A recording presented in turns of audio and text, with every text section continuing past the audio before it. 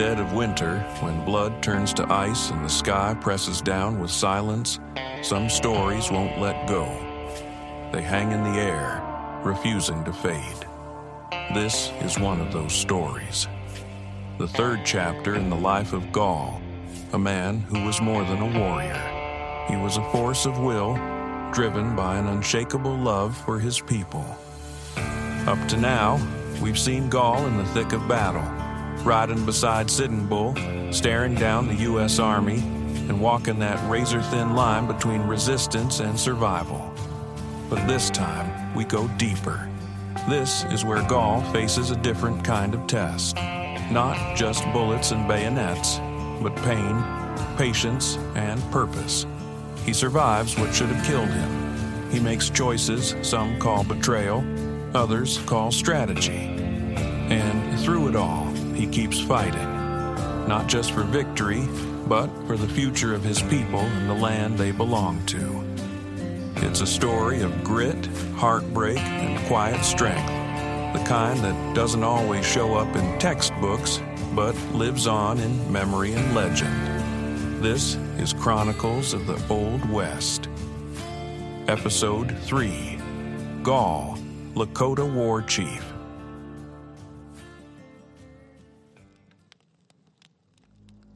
They believed Gall would die where he fell, cut down and discarded, his body torn by a soldier's bayonet, left to bleed into the soil as the soldiers moved on. No one paused to check. They had seen death enough times to recognize its silence, its stillness. But they were mistaken. A man is not always measured by the way he rides into battle. Sometimes his truth is laid bare when he is alone on the ground, wounded, the sky, a great and empty expanse above him, and death near enough to taste. Gall made no sound. He lay unmoving, the cold wind threading through the grass, carrying with it the breath of the old ones.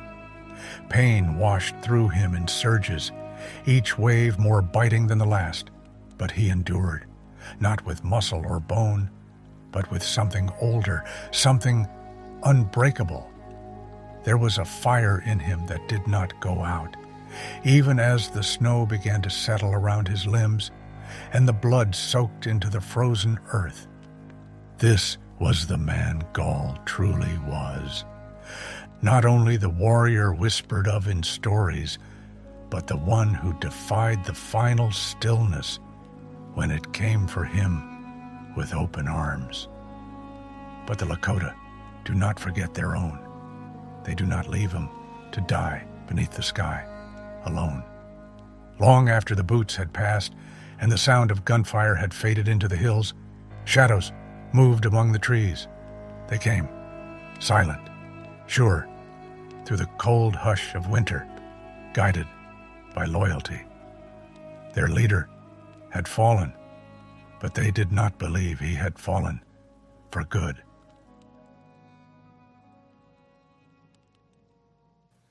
They found him just as the wind changed, his frame half buried in snow, his breath barely rising. The wounds ran deep. The bayonets had done what they were made to do, but there was something left in him still. Slowly, they lifted him from the earth. The ground had tried to claim him. The Lakota would not allow it. Among them was his wife. Her face gave away nothing. Grief sealed behind the rigid calm of necessity. There would be time to mourn if time remained. Now, there was only motion. They carried Gall across the plains, moving with the hush of deer in winter, the moon hanging like a blade in the sky. They crossed the rivers crusted with ice, the wind biting at their heels, until they reached the place where the fire still burned low in the night. There, an old woman waited. She had seen what steel could do to flesh, how the white man's weapons opened the body like a book, spilling stories meant to end. But not all stories end that way. Some are rewritten by the living. She examined Gall and found the fight was not yet gone from him. His eyes, though closed, held the weight of one still listening. And so she began. Her hands were steady, her voice low with prayer. She stitched and soothed and sang old words meant to anchor the soul. The people waited, keeping vigil as days slipped into weeks. Fever took hold, turning his breath ragged, his skin hot as a brand. At times, he drifted far, caught between the land of the living and the ancestors' shadowed camp. But each time he slipped, someone pulled him back. Gall fought there, not with weapon or war cry, but with the stubborn will that had always set him apart. He fought not only to live, but because he had not yet finished the work he was born to do. And in time, the fever broke. His breath steadied. The long shadow of death, so certain in its claim, began to recede. And the man they thought had died began slowly to return. When Gall rose again, it was with the slow, deliberate strength of a man who had known the edge of the world. The wounds in his side never fully healed. They ached when the wind shifted or the snow came heavy. But it reminded him each day that he had come back from a place most men do not return. His body bore the story plainly, the deep scars below the ribs, the thinner ones where fever had burned through the flesh, the long line of stitches drawn tight by an elder's steady hand. These were not marks of defeat. They were signs of passage, of a trial endured and overcome. But something inside him had changed. The man who had fallen beneath the bayonets had believed in a clear line between war and peace, vengeance and survival. The man who stood now, gaunt but unbroken, understood the burden of endurance. He had faced death in the cold silence that follows when the last sound is your own breath. And in that silence, he had found not fear, but clarity. To live was no longer enough. To protect his people, to hold the line against a world that meant to erase them, would cost more than blood. Years would pass. The snows would come and go. Children would be born. Elders would pass into the next world.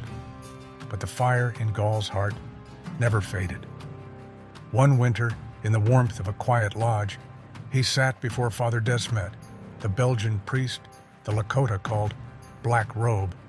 There was no ceremony to the moment, no crowd to hear it, just two men, the faint crackle of a fire, and a truth spoken plainly. "There were 7, Gall said, his voice low, worn smooth like river stone. 7 who paid for what was done. He did not name them. He did not need to. Desmet, for all his black robes and soft tongue, said nothing. Perhaps he understood that this was not confession. It was history. The winter count would mark the year in careful pictographs. Gall struck by bayonets. The old ones would remember, the young ones would learn. And the Wasichu, the white soldiers, and their ever-advancing world would come to know that Gall's story did not end on that snowy ground. It had only begun. The Lakota had already weathered many winters of war. The long knives had come with flags and rifles, their boots darkening the prairie, their bullets tearing through lodges and lives. They brought fire to villages, treaties wrapped in sweet words, and promises they did not intend to keep. And so the people stood their ground, as they always had. feet planted in the dust of their ancestors, eyes watching the horizon. It was then that Gall rose, not from ambition, but from duty. Among the Hunk Papa, a man is not measured by what he takes, but by what he gives. Gall had given much: horses to those in need, protection to the weak, and victories marked by coups struck close to the enemy's heart. His words were not many, but when he spoke, they landed with weight, clean, final, like the blow of a coup stick. Then came the peace men. Newton Edmonds and his party arrived with documents and kind expressions, speaking of annuities and roads drawn across land they did not own. They brought gifts and smiles, but behind them stood the outline of forts, timber and stone rising out of the earth. Gall did not come to greet them, nor did Sitting Bull. They did not trust the things that lay behind soft words and open hands. The whites tried again, this time sending a man of God. Father de Smet came with a painted banner of the Virgin Mary, speaking of mercy and understanding. With him came the trader Galpin and his wife, Matilda, a Métis woman who spoke the Lakota tongue with fluency and grace. They made their way to the Yellowstone, where the river ran wide and slow, and there they found Black Moon and Four Horns, waiting. The pipe was lit. The smoke curled into the cold sky. Words were exchanged with formality, but the silence in between said more. The Lakota listened, but they watched closely. Too often had peace come with soldiers behind it, and paper promises that turned to dust. Some, like White Gut, turned their faces to the earth and spat into the dust. They would not hear the word peace. And who among us could blame them? The buffalo herds were thinning, their bleached bones piling up like driftwood across the plains, while the Long Knives built their walls of stone and timber along the Missouri, as if to hem in the wind itself. The old rhythms were breaking, and with them the patience of proud men. But Father de Smet, Black Robe, was not like the others. He had walked among the Lakota before, not as a conqueror, but as a man who had learned slowly, painfully, to listen. He came without rifles, without threats. And so, beneath the brittle sky of a long winter, Four Horns spoke, not because he feared the white man, but because weariness had crept into his bones. He had seen too many seasons turn on the blade of war. Still, there were some who would not bend. Sitting Bull, who saw the world with the eyes of a hawk, refused to go to Fort Rice. He said simply, "The earth is our mother. You do not sell your mother." No further argument was needed. But Gall went. So did Bull Owl. And I have come to believe that Gall did not go in search of peace. He went to speak his truth. I was told how he stood before the officers at Fort Rice, tall, lean, exposing the wounds from the bayonets, still red and healing beneath his shirt. The firelight caught the deep scars, but he did not hide them. They were part of his voice. When he spoke, his words came not as a plea, but as a stone thrown into still water. "There is one thing I do not like," he said, his gaze sharp and steady. "The whites ruin our country." Around him, the younger warriors listened with tight jaws, the elders with still hands. If there is to be peace, then let it be clean. No more military posts along the Missouri. No more steamboats coughing smoke into our rivers. You fought me, so I fought you. I am a soldier. That is the truth. I do not want your annuities, your presents. We did not come here for gifts. We told Black Robe already. These things we do not like. My people sent me to hear your words, and they told me this: bring back powder and ball. That is what we want. His voice did not rise, but the weight of it hung in the air like smoke after a shot, unmoved by the talk of peace that had no root in the soil of trust. And yet, when the treaty was laid before him, Gall placed his mark upon it. He signed as the man that goes in the middle, a name that carried the weight of his place in the world. He stood between two paths, warrior and diplomat, hunter and hunted, the memory of what had been and the shadow of what was coming. There were those who called him weak for it. They said he had been seduced by white man's sugar, by the stacks of meat laid out like bait. Even Sitting Bull said, Gall is young. He takes what is given. He is still learning. But there were others who saw differently. Perhaps Gall believed in that moment that the treaty might hold back the tide, if only for a season. Perhaps he thought the forts might be pulled down and the people given space to breathe again. Or perhaps he saw more clearly than most that war was inevitable, but delay was a weapon too. Let the whites think they had won. Let them count signatures while the Lakota prepared in silence. The Long Knives believed they had claimed something permanent, but they misunderstood the nature of the middle path. It is not peace that bends the knee. It is strategy. It is the burden of carrying your people's future across a narrow ridge, where one misstep means the loss of everything. Later, Red Cloud would strike his blow, and the forts along the Bozeman Trail would fall quiet. The whites, for a moment, began to understand that peace could not be demanded. It had to be earned. But by then, the land was already stained, and the great herds were already fading. The Fort Laramie Treaty gave the Lakota land, yes, but it also gave them boundaries, barbed wire, rules measured in ink. And when Gall turned from that treaty, it was with a heaviness in his stride.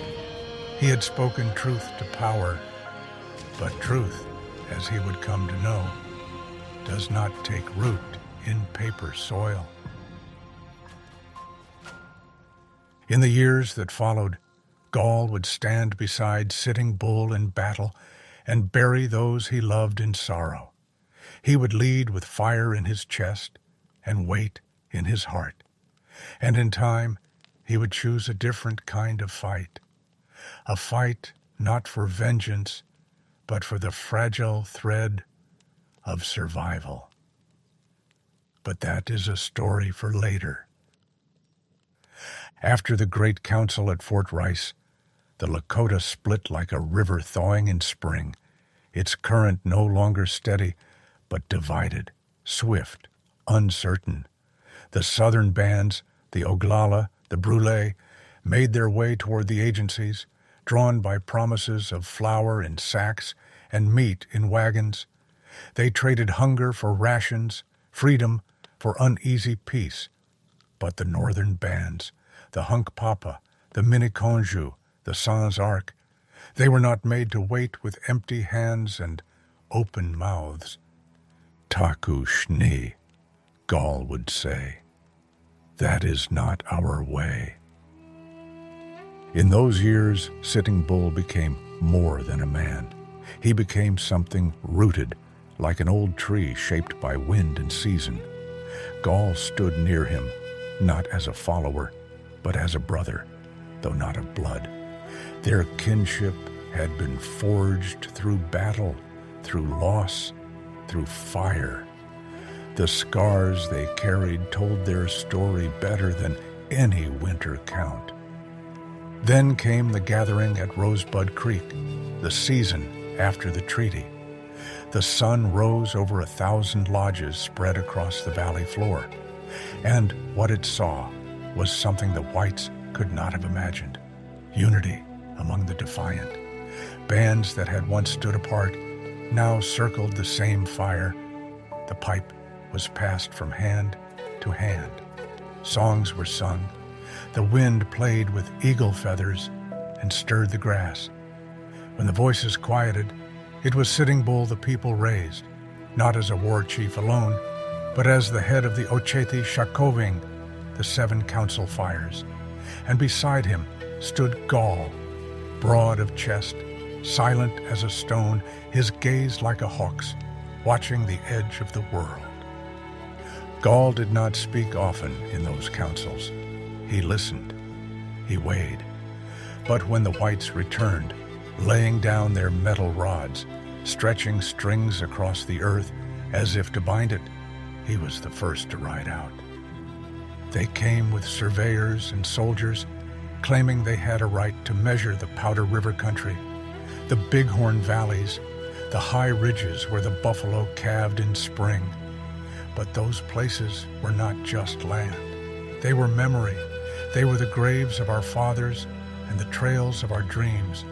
The railroad men came in lines like ants swarming a kill. Hecha, Gall muttered. Buzzards, they do not see what they disturb. Warnings were given. Spotted Eagle sent word. Still, the whites pressed in. 2 parties moved through that country, one under Colonel Stanley, the other under Major Baker. It was Baker who met the edge of the resistance first. The day they came, the wind carried the scent of thunder. Gall rode out with Sitting Bull and Crazy Horse, their ponies streaked with paint and sweat, their faces drawn in the hard lines. The rifles cracked first, sharp and cold, like frost splitting stone. But what followed was not chaos. It was answer, a reckoning.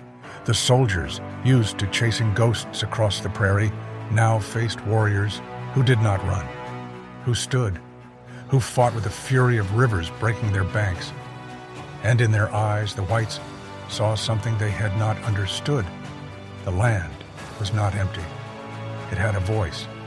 It had protectors. And that day, it spoke through men like Gall. The soldiers would come to call it the Battle of Arrow Creek, a neat name for a day that was anything but.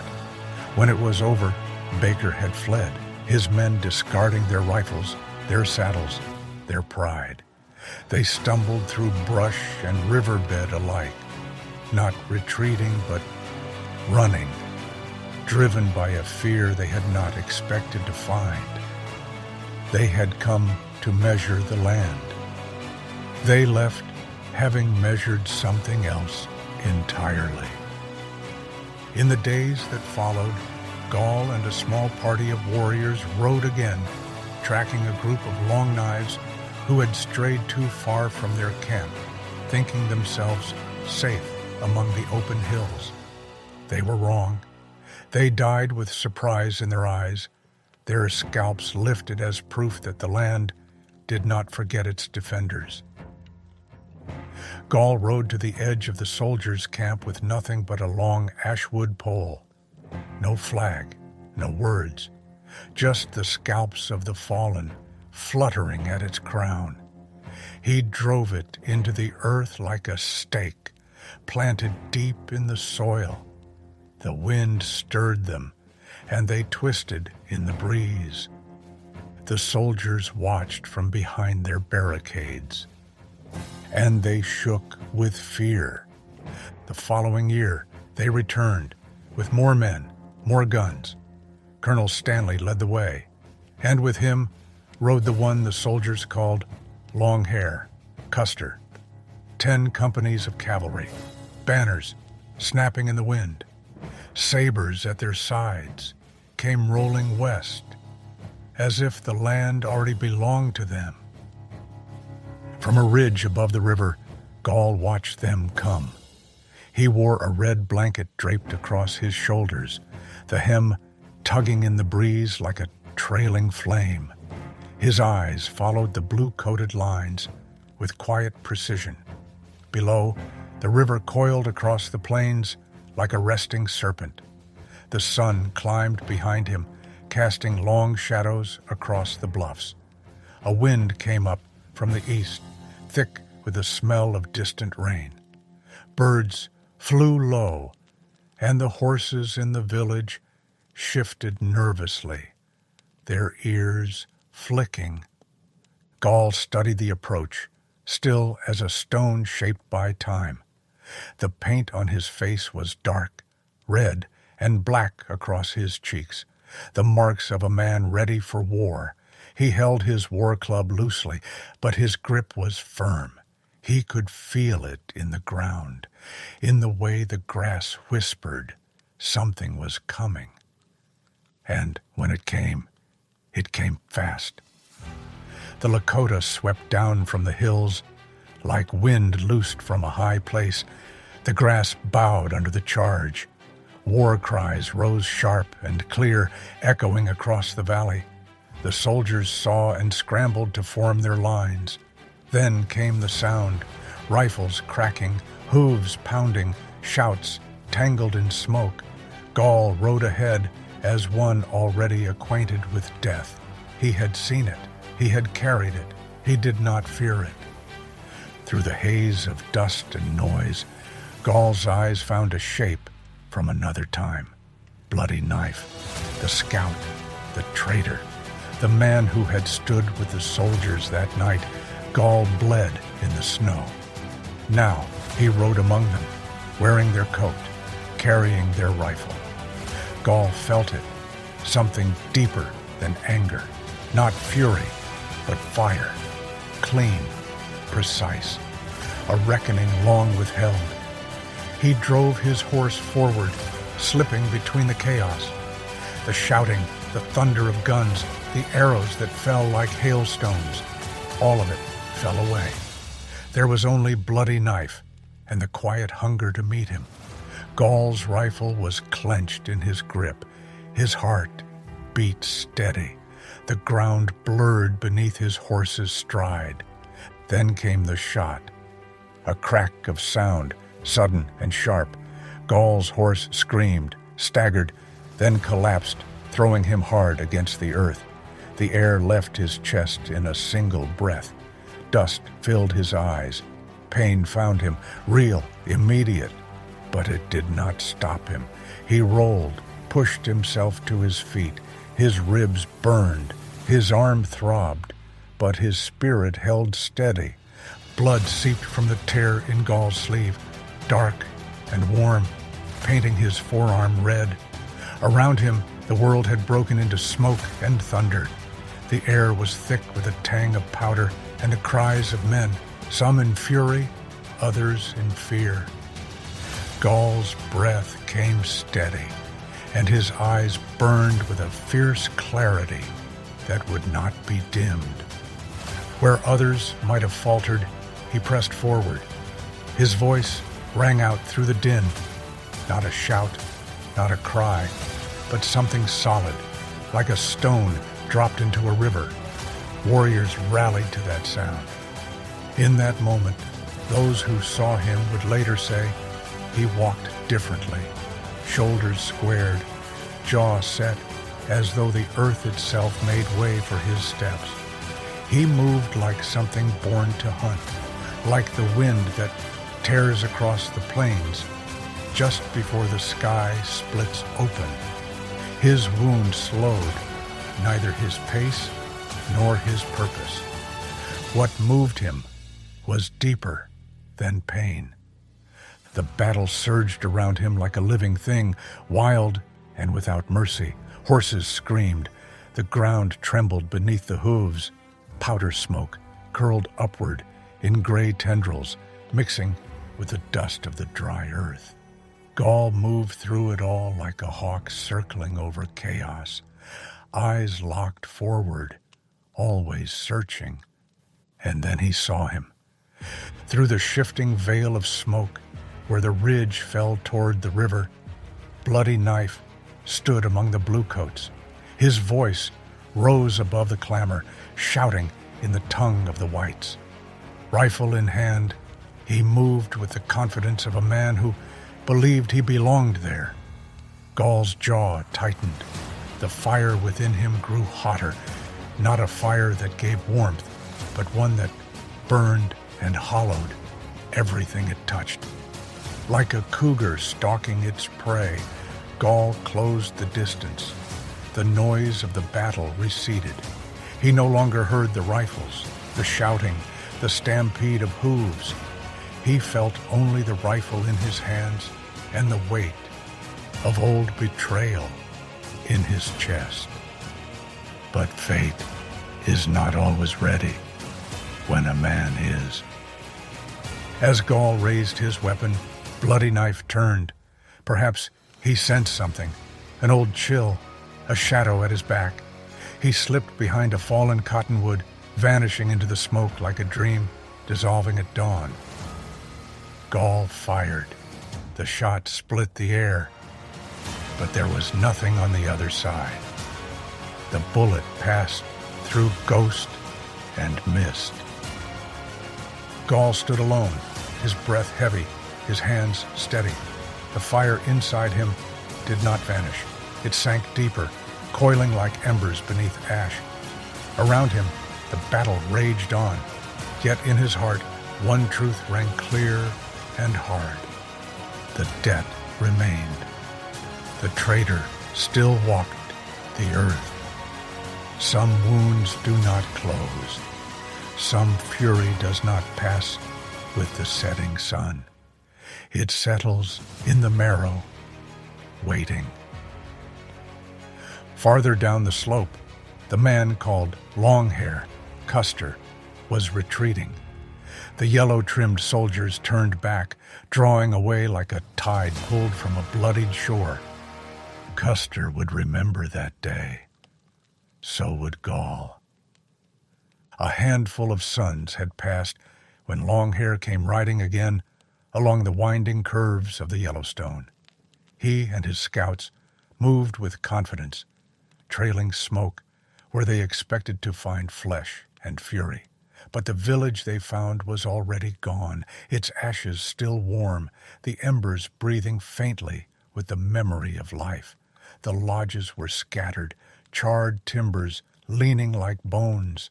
He thought the Lakota had run. He thought wrong. On the 11th day, where the river bent wide and slow beneath the leaning cottonwoods, he crossed, believing he would catch the Lakota unaware, sleeping with their bellies full from a false sense of peace. But the Lakota were not sleeping. From the hills, they had watched him, quiet as frost, eyes hidden among the rocks and grasses.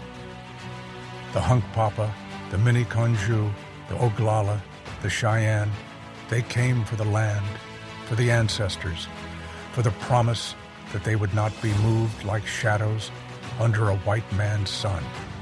At the center stood Gall.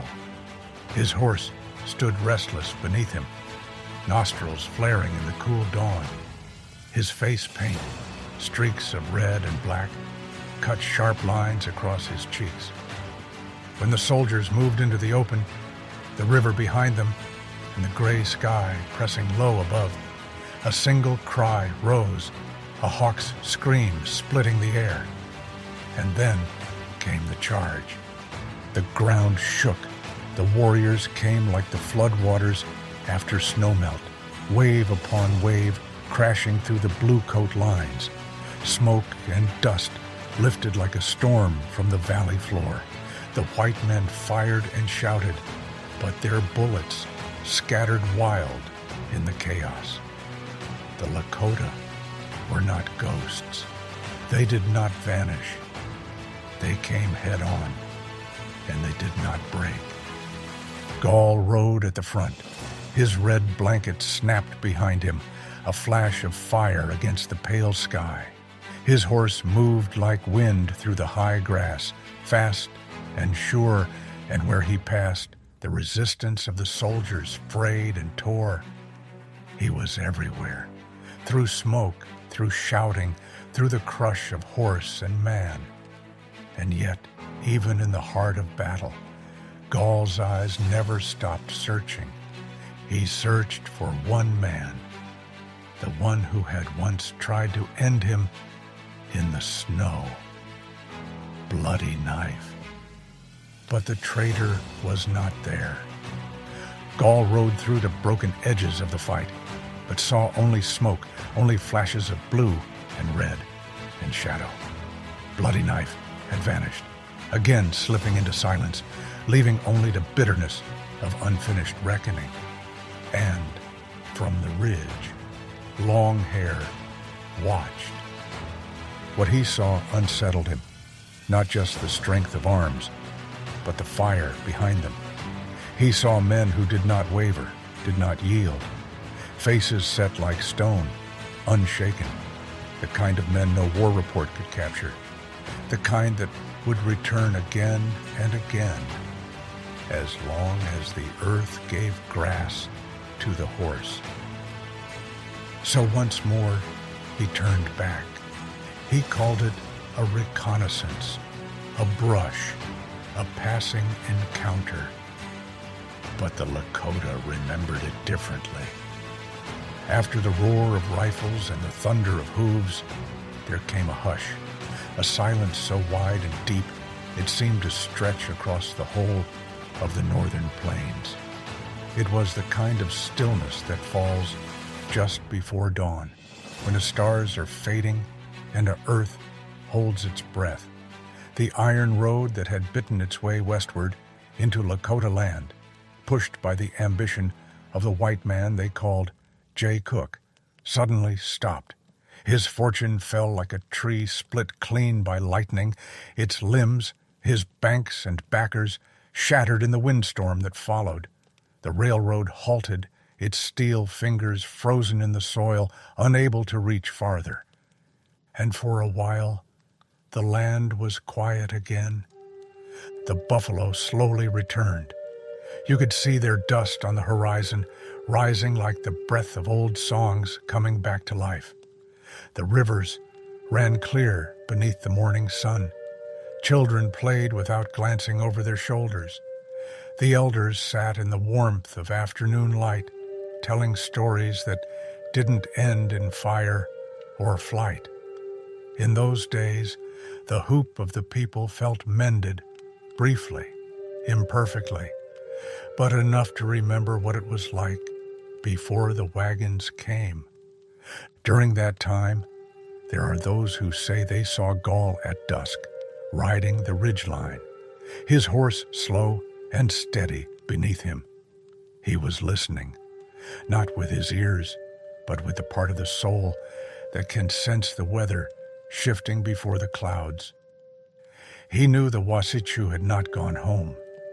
They had only paused, gathering, waiting, like a hungry bear on the far side of a snowdrift. There was something else, too, though he could not have known it. One of the scalps Gall had taken in battle had belonged to a young soldier, kin, they said, to the Great Father's own wife. And because of that, the white men changed. They hardened. And Long Hair was sharpening himself. His words grew louder. He walked with that same restless edge a man has when he's looking to prove himself. Gall, in those quiet years, carried his fire beneath the ash, knowing, as only some do, that the wind always comes again. And when it came, it would not bring a small flame. It would be something vast, towering, the kind of fire that sweeps through valleys and rattles the bones of nations. Gall's name moved ahead of him, like smoke, through the Wasichu cities, across the Lakota camps.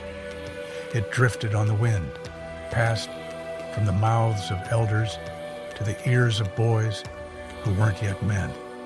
You could feel it in the rustle of cottonwood leaves. You could see it in the way the young warriors stood taller when someone spoke his name. That's how the story was told to me. That is how we remember Gall. Not just the fighter, but the man. A man who loved his people more than his own life. A man who fought for the buffalo, for the earth, for the way his people prayed and lived and passed their names to the stars. He was not carved from myth. He was made of flesh and bone. And still, the wind carries his name. Out there, across the wide places where the grass moves like water, when the stars wheel above and the drums grow quiet, you can hear him if you listen well. Peedsy, the man that goes in the middle.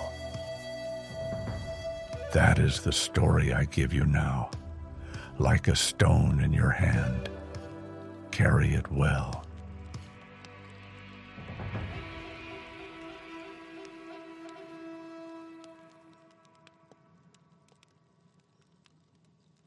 And so ends this chapter in the life of Gall.